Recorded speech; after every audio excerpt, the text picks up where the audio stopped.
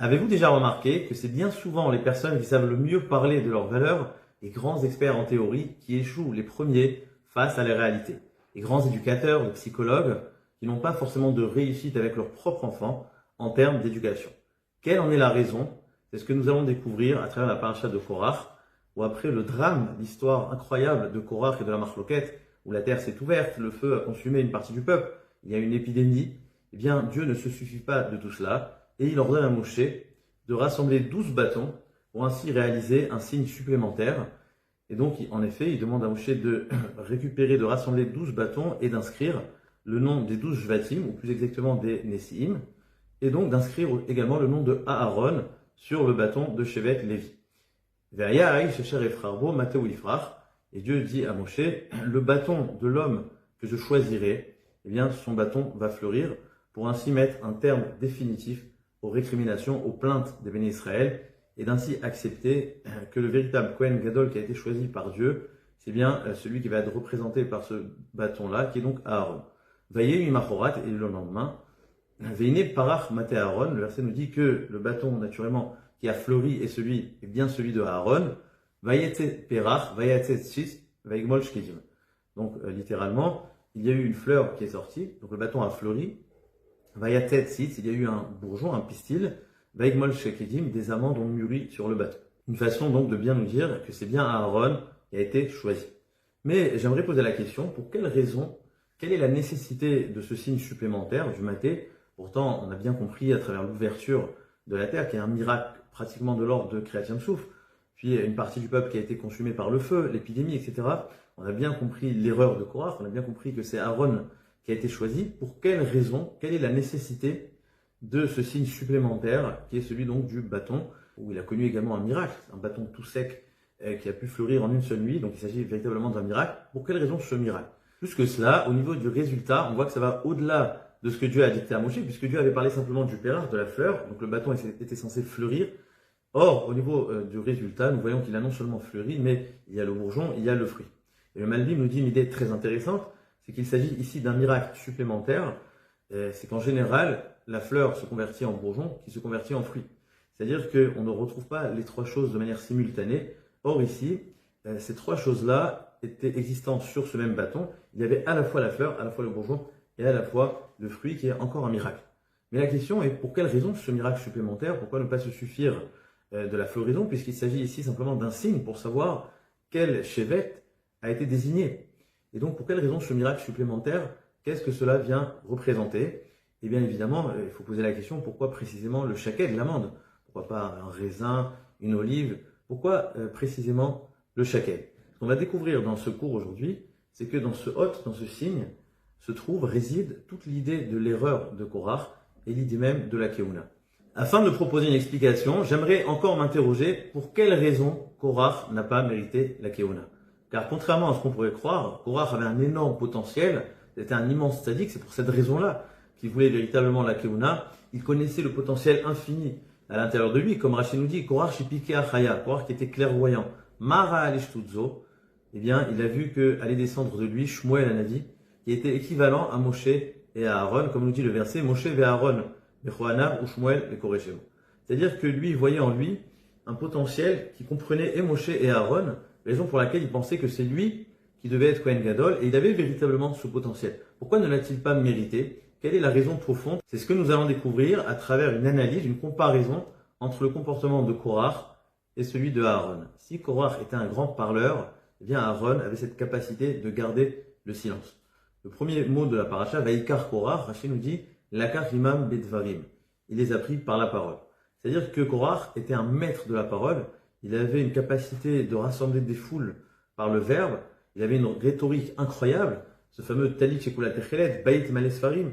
C'est-à-dire qu'à travers ses propos, ses arguments, à travers le verbe, il était capable de convaincre n'importe qui, et il ne s'agit pas de n'importe qui justement, mais des Raché Sanedraot. Ces fameux 250 hommes qui l'ont rejoint, eh bien, étaient des Raché Sanedraot. Parmi eux, on retrouve Narshon ben Aminadav, celui qui a sauté dans la mer lors de Kriyat Yam Souf. C'est-à-dire que Korach avait cette capacité de convaincre n'importe qui, de tout tourner en dérision. Korach avait cette capacité d'obtenir ce qu'il veut, rien que par le discours, par la parole. Face à cela, chez Aaron à Cohen, c'est le silence complet. déjà dans notre paracha, alors que c'est le principal intéressé, eh bien, on ne l'entend absolument pas. C'est Moshe qui va intervenir, qui va passer à l'action, Paul Moshe Alpanav, etc. Mais concernant Aaron, on n'entend absolument rien. Et ça va bien au-delà de notre paracha. Nous savons, lors de la mort de ses enfants, le verset nous dit très clairement, ces deux mots, Vaïdom à Aaron s'est tu. C'est-à-dire qu'il n'a absolument pas parlé de ses sentiments, de ses émotions, mais il a tout gardé à l'intérieur. C'est ce que nous disent d'ailleurs les sages dans la voix de Rabbi Nathan. Celui qui ne s'immisce pas dans les propos de son prochain, c'est par excellence Aaron HaKohen. Aaron HaKohen donc avait cette capacité de se taire, de ne pas rentrer dans les propos de son prochain. C'est ce que nous voyons lorsqu'il va apprendre également que Moshe va être nommé. Le verset nous dit Vera'a et Samar Belibo. Il a vu et il s'est réjoui à l'intérieur. Il n'y a pas d'expression, il n'y a pas de discours. À chaque fois, Aaron est totalement intérieur. Et si vous me dites, peut-être tout simplement, Aaron ne savait pas s'exprimer, il était discret, réservé, eh bien la Torah nous dit par ailleurs tout le contraire. Lorsque Hachem ordonna à Moshe d'aller faire sortir les Béné Israël de Misraïm, d'aller s'adresser à Paro, eh bien nous connaissons l'histoire où Moshe refusa de nombreuses fois, jusqu'à ce que Dieu dise à Moshe, si tu refuses, tu vas perdre la Kehuna, c'est Aaron qui va te remplacer, c'est Aaron qui va être le porte-parole chez Paro, l'épée, c'est lui qui va être donc le porte-parole, va tâtier l'Elohim. Plus que cela, tout au long de sa vie, nous savons que Aaron était un médiateur, un mégacher. Il était capable de faire le shalom entre les conjoints, de résoudre toutes sortes de litiges. Donc nous voyons très clairement que Aaron savait parfaitement manier le verbe pour parler avec chaque partie et ainsi créer le shalom. Nous savons que Aaron faisait du kirouv, il allait de ville en ville pour enseigner la Torah, les mitzvot, le Kriyat Shema. Donc Aaron savait parfaitement parler. Simplement, de la même façon qu'il savait parler, il savait également se taire. Ça, c'était la force de Aaron, c'est de savoir utiliser sa parole, son discours, simplement pour faire du bien pour l'autre, pour être actif. Mais lorsqu'il s'agit de ses émotions personnelles, de la mort de ses enfants, de sa frustration face à Korah, eh bien, c'est le silence complet. Il garde ça pour lui. Et c'est exactement ce que le verset nous dit au sujet de Aaron. Torah temet aita befiou, ve'avla lonimta besfatav. On ne trouvait aucune injustice dans ses paroles, dans ses propos. Mais alors, quel est le rapport avec la Kehuna? Pour cela, j'aimerais citer une Mishnah dans Avot bien connue. Tzadikim omrim me'at ve'osim arbe. Reshaim omrim arbe ve'osim me'at. Les tzadikim, les pieux, parlent peu mais agissent beaucoup. En revanche, les reshaim, les impies, parlent beaucoup mais agissent peu. Alors on pourrait penser qu'il y a ici deux choses. Le fait de beaucoup parler et de ne pas agir sont deux défauts évidemment. Mais on pourrait dire que l'un découle de l'autre. C'est-à-dire pourquoi nous faisons peu, pourquoi les Réchaïm agissent peu? Eh bien, précisément car ils parlent beaucoup. Plus on parle, moins on fait. En général, les personnes qui parlent beaucoup agissent beaucoup moins. Quelle est la raison? Eh bien, premièrement, c'est que en parlant, on est nourri par le discours au point où on perd l'énergie de vouloir agir, car l'homme est fait de sechel, de marshava, dibur maasé, c'est-à-dire l'esprit, la parole et l'action. Et en vérité, il y a deux manières de concrétiser une pensée, c'est soit par le discours, soit par l'action. Et lorsqu'on va se focaliser dans la parole, eh bien, nous remplaçons le monde de l'action par le monde de la parole. Donc, quelque part, on a l'impression d'avoir déjà agi, d'avoir déjà accompli, réalisé, et on n'a plus ce besoin-là d'exprimer ça sous forme d'action, puisque nous l'avons déjà formulé, déjà prononcé. D'ailleurs, en psychologie, on parle de la chute du niveau de dopamine destiné à l'action. C'est-à-dire qu'on va perdre l'élan intérieur qui va s'évaporer, un petit peu comme une cocotte minute qui s'évapore. Et donc, plus on va parler, plus on va dépenser cette énergie dans le discours, plus l'action va devenir lourde, on va moins vite passer à l'action. Il y a une autre raison à cela, c'est que lorsque nous parlons, eh bien, nous déplaçons le centre de gravité vers l'ego. C'est-à-dire que nous allons mettre le focus sur le paraître, sur l'impression que nous avons envie de donner, sur ce que les gens pensent de nous. On va se focaliser là-dessus plutôt que sur le résultat, plutôt que sur le bien que nous avons envie de faire à l'autre. En revanche, lorsque nous sommes silencieux, eh bien, nous sommes dans l'effacement de soi.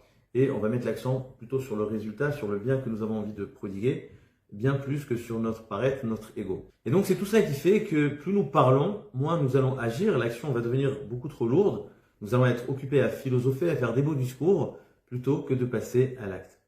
C'est précisément ça l'erreur profonde de Korah, car il voyait en lui un potentiel monumental, il se voyait déjà Cohen, il voyait Shmuel qui est équivalent à Moshe Aaron, mais ce qu'il n'a pas compris, c'est que le fait de parler, le fait de faire toutes sortes de théories, de talit shekulat trelet, de rassembler autour de lui toute cette assemblée, c'est tout le contraire de la Kehuna. Car le propre même de la Kehuna, c'est le silence total et le passage à l'acte.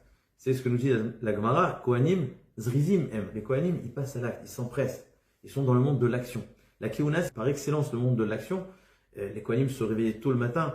On sait qu'ils couraient pour grimper sur le Mizbeach. Il y avait toutes sortes de avodot, de services qui étaient définis dans un laps de temps. Donc il y avait cet empressement, ce passage à l'acte, et le fait de trop réfléchir, de trop philosopher, c'est exactement le contraire de la Keuna. D'ailleurs, un des seuls verbes qui va être dit sur Aaron à Cohen, c'est Vayarot Sel Toch HaKa'al. Aaron a couru dans l'assemblée, va être attaqué Torah, etc.